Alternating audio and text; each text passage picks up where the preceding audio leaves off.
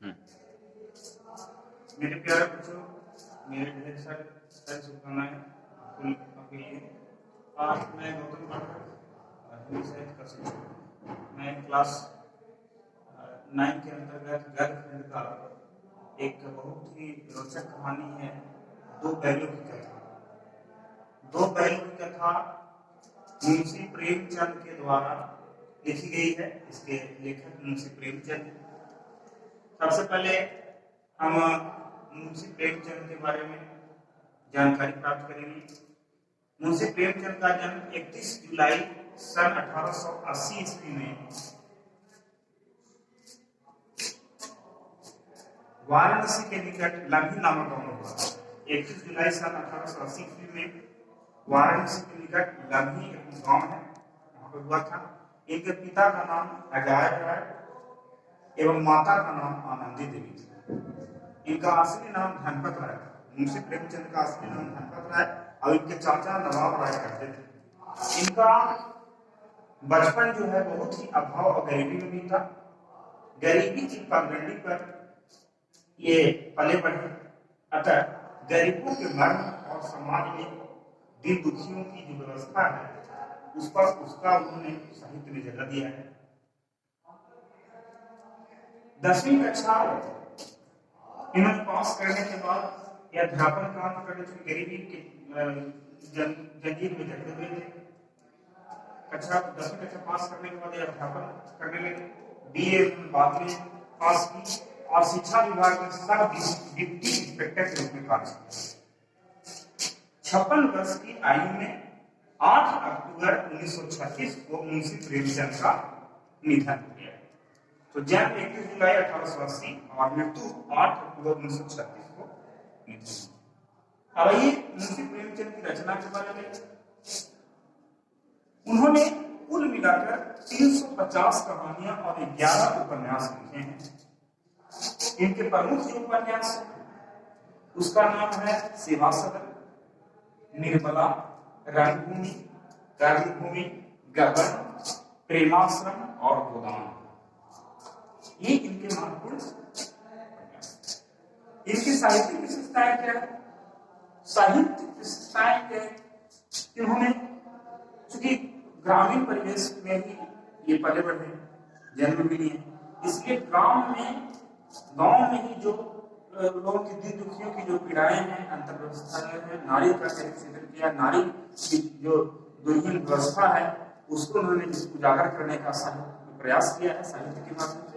यानी इनके साहित्य का मूल मंत्र है समाज सुधार।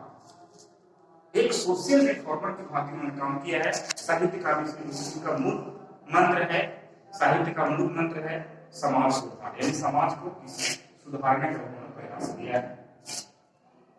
अब आइए, तो दो बैलों की कथा एक कहानी है जो बहुत ही रोचक कहानी है, मुंशी प्रेमचंद के द्वारा लिखा गया है। उसको हम लोग पढ़ते हैं।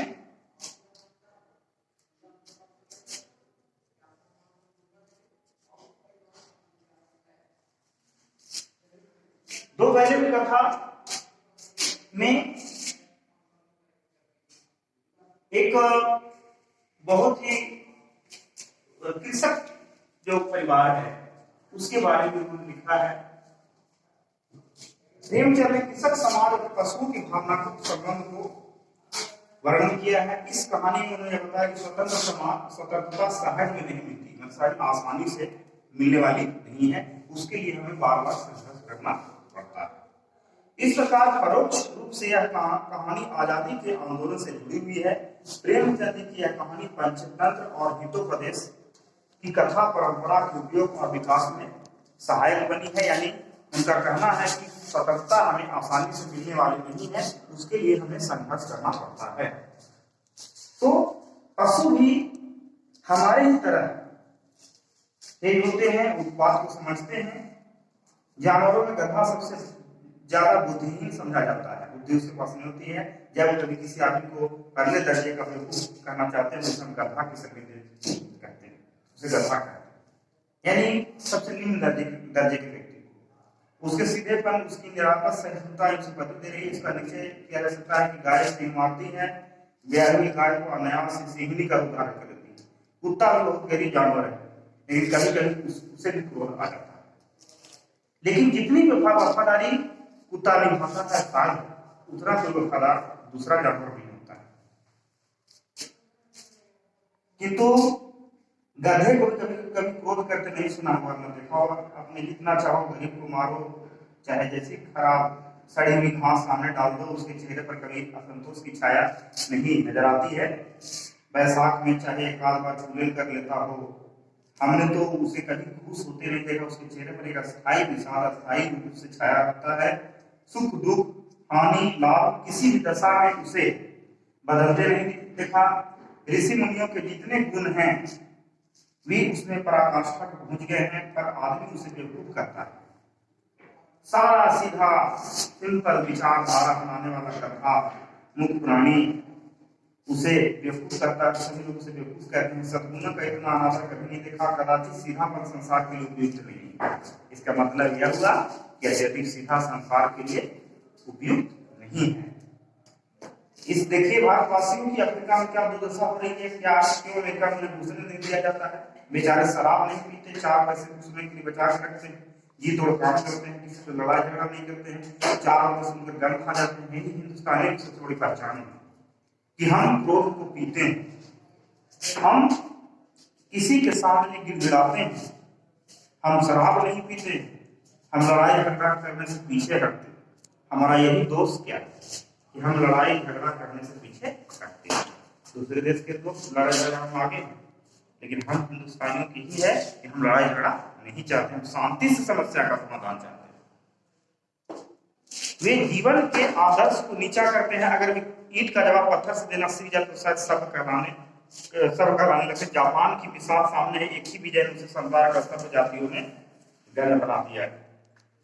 लेकिन गधे का एक छोटा भाई है और भी है जो उससे काफी गधा है, और वह है बैल।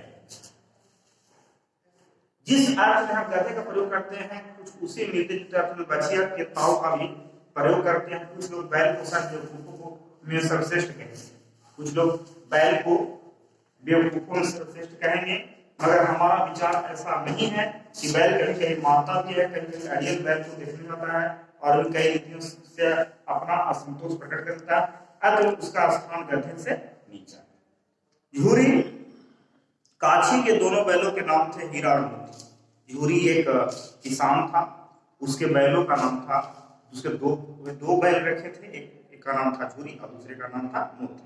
दोनों कछाई जाति के थे, देखने में सुंदर, काम में चौकस, दिल में ऊंचे, यानी सुंदर थे देखने में, दिल और बढ़िया था। बहुत दिनों तक साथ साथ रहते रहते दोनों में भाईचारा हो गया। दोनों आमने सामने पास बैठे एक दूसरे के मुख भाषा में विचार, चूंकि जानवर होते हैं, मुख प्राणी होते हैं, दोनों की एक्टिविटी इशारों में ही होती है। इशारों के माध्यम से ही वे एक दूसरे की भाषा को समझते हैं, एक दूसरे की बात को, मन को जानते हैं। हम नहीं कर सकते, अवश्य ही उनमें ऐसी कोई गुप्त शक्ति थी जिससे जीवों की श्रेष्ठता का दावा करने वाला मनुष्य वंचित है। दोनों एक दूसरे को चाट कर और सुनकर अपना प्रेम प्रकट करते हैं, क्योंकि जानवर मुख प्राणी है, वह एक दूसरे को चाट करके, सूंघ करके, मुंह में मुंह मिला करके, सींग से उड़ेल करके अपने मन की भावना को प्रकट करते हैं, प्रेम को प्रकट करते हैं। विग्रह के नाते नहीं, केवल विनोद के भाव से, आत्मीयता के भाव से। जैसे दोस्तों में घनिष्ठता होती है तो बहुत हल्की होने लगता है, इसके बिना दोस्ती कुछ खुशखुशी, कुछ हल्की से होती है, जिस पर ज्यादा विश्वास नहीं होता है। जिस वक्त ये दोनों बैल हल या गाड़ी में जोत दिए जाते और गर्दन हिला कर चलते, उसमें हर वक्त हर एक की चेष्टा होती है कि ज्यादा से ज्यादा बोझ मेरे ही गर्दन पर, क्योंकि प्रेम के आलिंगन वश, प्रेम के वश होकर के दोनों बैल सोचते कि सबसे ज्यादा वजन मेरे ही गर्दन पर पड़े, दूसरे पर नहीं पड़े। दिन भर के बाद दोपहर संध्या को दोनों खुलते तो एक दूसरे को चाट चूट कर अपनी थकान मिटा लिया करते थे।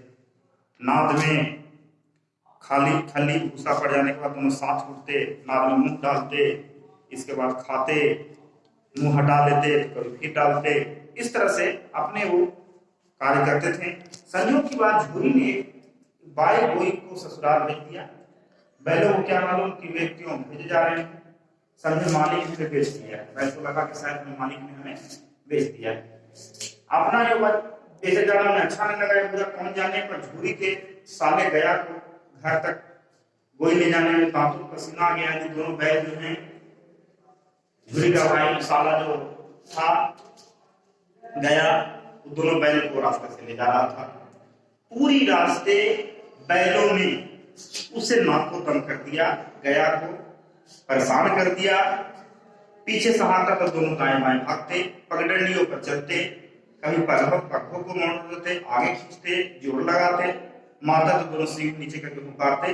अगर ईश्वर ने उन्हें वाणी दी होती तो झूरी से पूछते, तुम हम गरीब को क्यों निकाल रहे हो, हमें तुम्हारी सेवा करने में कोई कसर नहीं दिखाई।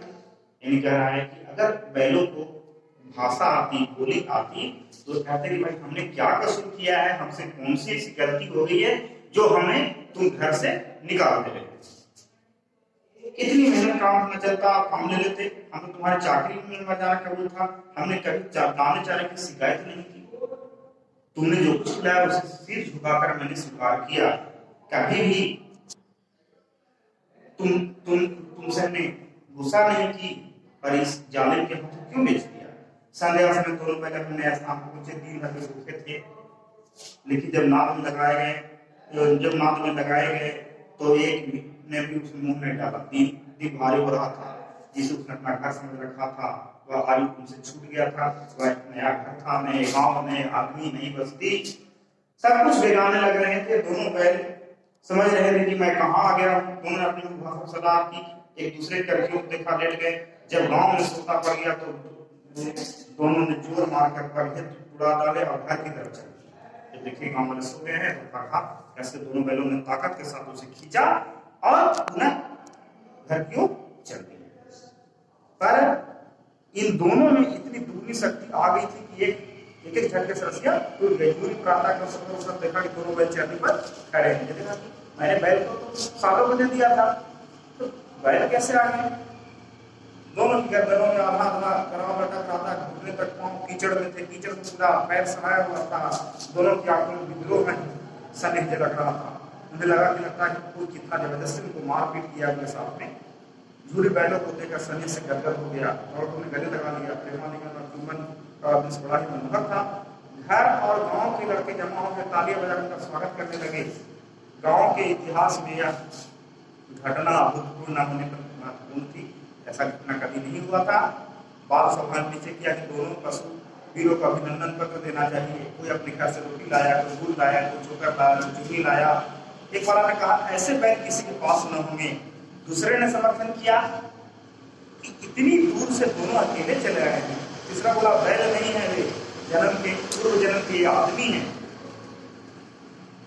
इसका प्रतिवाद करने का किसी को साहस नहीं हुआ। झूरी की स्त्री ने बैलों को द्वार पर जब देखा तब उसका कलेजा एकदम गर्म हो गया। कैसे नमक बैल हैं कि एक दिन भी वहां काम किया मेरे भाई के यहाँ भाग खड़े हुए। झूरी अपने बैलों के आगे नमक क्यों है, चारा दाना ना दिया होगा तो क्या करते। झूरी ने कहा अपनी पत्नी को बताया कि तुम्हारे भाई ने इसे चारा दाना ही नहीं दिया तो ये क्या करते, बेचारे रस्सी तोड़ करके चले आए हैं। स्त्री रोग सबका बस तुम ही तो बैल खाना खिला चाहते हो, क्या मेरा भाई खाना खिलाता है। झूरी ने चिढ़ाया चारा मिलता तो क्या क्यों भागते। स्त्री चिड़ी भागे इसलिए कि तुम जैसे बुद्धों की तरह बैलों को सहलाते नहीं, खिलाते नहीं, तो रगड़ जोतते नहीं। ये दोनों ठहरे कामचोर भाग लिए। अब देखो कहां से खाली चोकर मिलता है। सूखे भूसे के सिवा कुछ नहीं, तुम खाए चाहे खुट्टा पर मरे। झूरी की पत्नी ने झूरी से कहा। वही हुआ। मजूर को कड़ी ताकीद कर दी गई। बैलों को खाली भूसा दिया गया। झूरी की पत्नी ने बैलों के नाद में मुंह डाला तो फीका फीका, न कोई चिकनाहट, न कोई रस, न कोई स्वाद, खाली भूसा नाद में डाला हुआ था। बेचारे महसूस कर रहने लगे। आशा भरी आंखों के द्वार की ओर ताकते हुए झूरी ने मजूर से कहा थोड़ी सी खली क्यों नहीं डाल देता है, मालकिन मुझे मार ही डालेगी। मजूर ने कहा चुरा कर डाल दो ना दादा, पीछे से तुम ही उनकी से कहोगे। दूसरे दिन झूरी का साला फिर आया और बैलों को ले चला। अब की उसने दोनों को गाड़ी में जोता। पिछली बार तो ऐसे ही पकड़ के ले गया, इस बार जो झूरी का साला आया उसने गाड़ी में जोत करके ले गया। 2-4 पर मोती ने गाड़ी को सड़क की खाली गिराना चाहा, पर हीरा ने संभाल लिया। वह ज्यादा सहनशील था, हीरा सहनशील था। संध्या समय घर में उसने दोनों को मोटी रस्सी में बांधा। कल भी सराद का मजा चखाया, फिर वही सूखा भूसा डाल दिया। दोनों बैलों को खली चुनी डाल दी, चुनी सब कुछ दी। दोनों बैलों का ऐसा अपमान कभी न हुआ था। घोड़ी उन्हें हर फूल की झड़ी से भी न छूता, उसकी टिटकार पर दोनों उड़ने लगते थे। यहाँ मार पड़ी आहत सम्मान की व्यथा तो थी ही, उस पर मिला सूखा भूसा। दोनों तो आहत से कष्ट से पीड़ा से कराई रहे थे, उसको भी सूखा भूसा मिला। नाक की तरफ आंखें तक न उठाई। दूसरे दिन गया नहीं, बैलों को हल में जोता। दूसरे दिन गया नहीं खेत में, बैलों को हल में जोता। पर इन दोनों ने जैसे पाँव न उठाने की कसम खा ली, पाँव उठाई नहीं। मारते मारते गया जो है सो थक गया, पर उन दोनों ने पाँव नहीं उठाए। एक बार जब उस निर्दयी ने हीरा की नाक पर खूब डंडे जमाए, तो मोती का गुस्सा काबू के बाहर हो गया।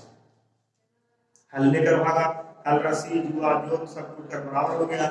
गले में बड़ी बड़ी रस्सियां होती तो दोनों पकड़ाई में नहीं आते। अगर बैलों को गले में रस्सी नहीं होती तो पकड़ में नहीं आते।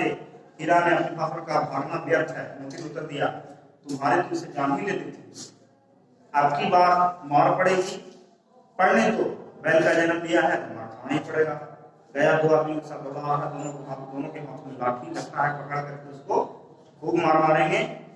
मोती को लाकर हो तो दिखा दो कुछ मजा भी। लाठी लेकर आ रहा। हिरण समझा, नहीं भाई खड़े हो जाओ, मुझे मारेगा तो मैं भी एक दो को गिरा दूंगा। नहीं, इससे हमारी जाति का धर्म नहीं है कि अगर मार गिराएंगे और मारेगा। ये धर्म नहीं करता है कि अगर लाठी से मारे तो मैं भी उसे मार कर गिरा दूं। मोती दिल में चढ़ गया, आ गया। जब दोनों को पकड़ कर ले चला, उसे हुई कि उसने एक वक्त इस वक्त मार पीट न की, नहीं तो मोती भी पलट पड़ता।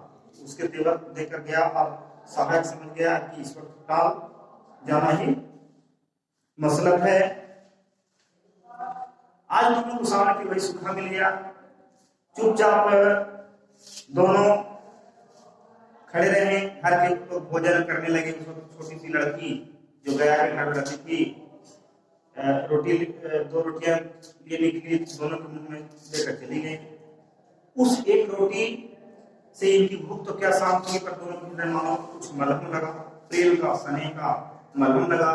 यह भी किसी सज्जन का वास है। उन्होंने सोचा कि लगता है इस दुष्ट के घर में भी किसी सज्जन का वास है, तभी तो मुझे 2 रोटियां मिली। लड़की भैरव की थी, उसकी मां मर चुकी थी, सौतेली मां उसे मारती रहती थी, इसलिए इन बैलों ने उसे एक प्रकार की आत्मीयता हो गई थी। दोनों दिन भर जोते जाते, डंडे खाते अड़ते, शाम को थान पर बांधे दिए जाते, रात को वही बालगांव में 2 रोटियां खिलाई जाती। प्रेम की इस प्रसाद की यह बरकत थी कि 2-2 गाल सूखा भूसा खाकर दोनों दुर्बल न होते, मगर दोनों की आंखों में रोम रोम में विद्रोह भरा हुआ। एक दिन मोती ने अपनी भाषा में कहा, अब तो सहा नहीं जाता हीरा भाई, क्या करना चाहते हो? एक आध को सीधों उठाकर फेंक दूं क्या? लेकिन जानते हो वह प्यारी लड़की जो रोटियां खिलाती है उसी की लड़की है जो इस घर का मालिक है। यह बेचारी अनाथ हो जाएगी अगर उसने मारेंगे इसके पिता को, तो यह अनाथ हो जाएगी। तो मालकिन को ही न फेंक दूं, वही तो उस लड़की को मारती है। जो लड़की को मारती है उसी मालकिन को मार के फेंक दूं। लेकिन औरत जाकर सिंह चला हीरा ने कहा, ये भूल जाते हो तुम तो किसी तरह निकले नहीं हो, तो बताओ तुम आकर भाग चले तो आकर चले। लेकिन इतनी मोटी रस्सी कैसे टूटेगी? हम लोगों में शक्ति नहीं रह गई है। हम लोग को सूखा भूसा खाते खाते शरीर निर्बल हो गया है। हम लोग के पास ताकत नहीं है कि हम लोग इतने मोटे पट्टे को तोड़ दें। इसका एक उपाय है, पहले रस्सी को थोड़ा थोड़ा चबाओ, फिर एक झटके से टूट जाती। रात में बाल का रोटियां खिलाकर चले गए, दोनों रस्सी चबाने लगे, पर मोटी रस्सी मुंह में नाती बेचारे बार बार जोर लगाते रह जाते। अचानक घर का द्वार खुला और वह लड़की निकली। दोनों सिर झुकाकर उसका हाथ चाटने लगे। दोनों उसे खड़ी हुई थी।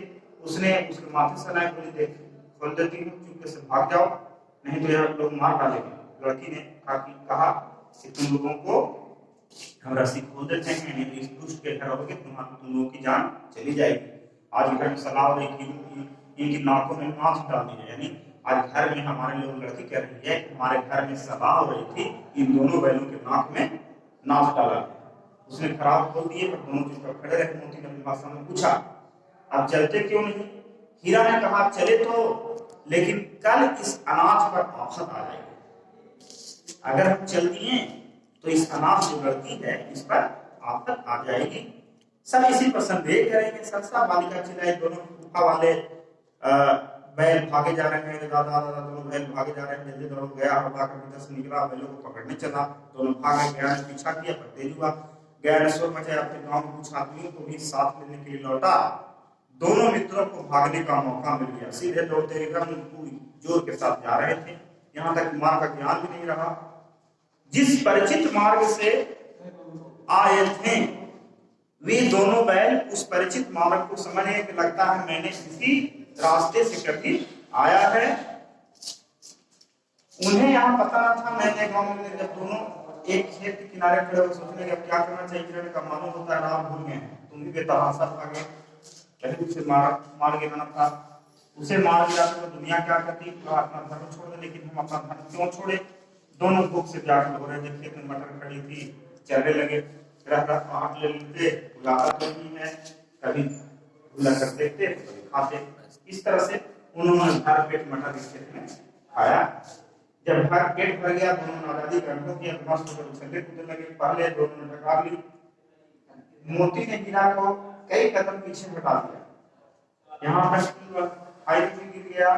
जब उसे चोट आया, संभल कर उठा, आखिर मोती से मिल गया। मोती ने देखा खेल में झगड़ा हुआ चाहता है, दो किनारे तो किनारे वह हट गया। हमारी अरे यह क्या कोई सांड दौड़ता चला रहा है, सामने आ चुका है। दोनों मित्र बगल भाग रहे हैं। सांड पूरा हाथी है, उसने भिड़ना जान से हाथ धोना है। सांड से लड़ना का मतलब है जान से हाथ धोना, लेकिन न भिड़ने पर भी जान बची नजर नहीं आती, क्योंकि नहीं भिड़ेंगे भी तो भी मारेगा। इतनी तरफ आ रहा था, कितनी भयंकर सूरत है। मोती ने कहा मुझे फंसने जान बचेगी, कोई उपाय सोचो। हीरा ठीक स्वर कहा, अपने घमंड भूला हुआ है, आरजू गिनती न सुनेगा, भाग क्यों न चले, भागना कायरता है तो फिर यही मरो। बंदा तो न कोई गारा होता है, और जो दौड़ाए तो फिर कोई उपाय सोचो। जब उपाय है कि उस पर दोनों जने एक साथ चोट करे, दोनों मिल करके अगर सांप पर प्रहार करते हैं तो हो सकता है कि ऊपर हम मुकाबला कहा। मैं आगे से रखता हूँ, तुम पीछे से रख कर दो भी मार पड़ेगी तो सांप खड़ा होगा। मेरी वजह से तुम बगल से उसके पेट में सिंह घुसा देना। जान जोखिम है पर दूसरा उपाय नहीं है। दोनों मित्र जान में सांप को शत्रु से लड़ने का तजुर्बा न था, और एक शत्रु से मलयुद्ध करने का, मलयुद्ध दोनों से करने की आदत थी। जो ही हीरा पर झपटा, त्यों ही मोती ने पीछे दौड़ाया। सांप उसकी तरफ मुड़ा और इसके बाद में उसे अवसर न देते एक बार सांप फैलाकर हीरा का अंत कर देने के लिए चला कि मोती के बगल से आकर पेट में सिंह फूंक दिया। सांप क्रोध में आकर पीछे हीरा, तो हीरा ने दूसरे पहलू में सिंह चुबा दिया। आखिर बेचारा जख्मी होकर भागा। दोनों मित्रों ने दूर तक उसका पीछा किया, यहाँ तक सांप बेदम होकर गिर पड़ा। तब दोनों ने उसे छोड़ दिया। दोनों मित्र विजय के नशे में झूमते चले जाते थे। मोती ने अपनी सांकेतिक भाषा में कहा, मेरा जी तो चाहता कि बच्चा को मार डालो। हीरा ने तिरस्कार किया, गिरी हुई बैरी पर सिंह न चलाना चाहिए, यह सब ढोंग है। बैरी को ऐसा माना चाहिए फिर न उठे। अब घर कैसे पहुंचेगा सोचो, पहले कुछ खा ले तो सोचे। सारे मटर का खेत था, मोती उसमें घुस गया। हीरा मना करता पर उसने न सुनी। अभी 2 ही 4 ग्रास खाए थे कि दोनों आदमी लाठी लेकर दौड़े। दोनों मित्रों को घेर लिया। हीरा तो मेल पर पड़ गया कियारी पर। मोती सींचुए खेत में था, उसके खूर कीचड़ में जाकर के फंस गए, न भाग सका। पकड़ लिया। हीरा ने देखा कि सगी साथी है संकट में, तो लौट पड़ा। फंसेंगे तो दोनों फंसेंगे। रखवालों ने उसे भी पकड़ लिया। प्रातःकाल दोनों मित्र जो है कांजी हाउस में कलिहोर में जाकर के बंद कर दिए गए। दोनों मित्रों के जीवन पहली बार ऐसा समय था जब काली हाउस में सारा दिन बीत गया, खाने को एक दिन का भी न मिला। समझ में नहीं आता है यह कैसा स्वामी है। इसे तो गया भी फिर भी अच्छा था। यहाँ कई भैंसे बकरी है, घोड़े हैं, जानवर हैं, सबके सामने चाराना था। जमीन पर मुंडों की तरह पड़े हुए थे। कई तो इतने दिन कमजोर रह गए थे कि हड्डियां पंजरों में घुस गई थी। सारा दिन दोनों मित्र फाटक की ओर टकटकी लगाए करके शायद कुछ भोजन मिल जाए, भोजन की आशा में वह दरवाजे की तरफ निहारते रहते, लेकिन भोजन नहीं मिली। दीवार की नमकीन मिट्टी तब नहीं मिला तो उन्होंने दीवार की नमकीन मिट्टी चाटनी शुरू की, पर इससे क्या मृत्यु की रात को भी जब कुछ भोजन न मिला तो हीरा के दिल में विद्रोह की ज्वाला उन्होंने कांजी हाउस से भागने का प्रयास शुरू कर दिया। मोती से बोला, आप यहाँ रहा नहीं जाता मोती। उन्होंने जब कांजी हाउस में जब उन लोगों को भोजन नहीं मिला तो उन्होंने यहाँ से भागने का प्रयास किया। उन्होंने कहा कि अब मुझे मेरे प्राण, हीरा मोती से कहा कि मेरे प्राण अब निकल रहे हैं, मैं एक पल भी यहाँ नहीं रह सकता हूं। इस प्रकार मोती ने हीरा ने उन्हें हिम्मत डाले के बारे में बताया कि हिम्मत रखो, कोई ना कोई उपाय होगा यहाँ से निकलने के लिए। इसके बाद उन दोनों ने कांजी हाउस से भागने का प्रयत्न किया। मैं आगे की वीडियो में और इसकी कहानी के बारे में बतलाऊंगा। धन्यवाद।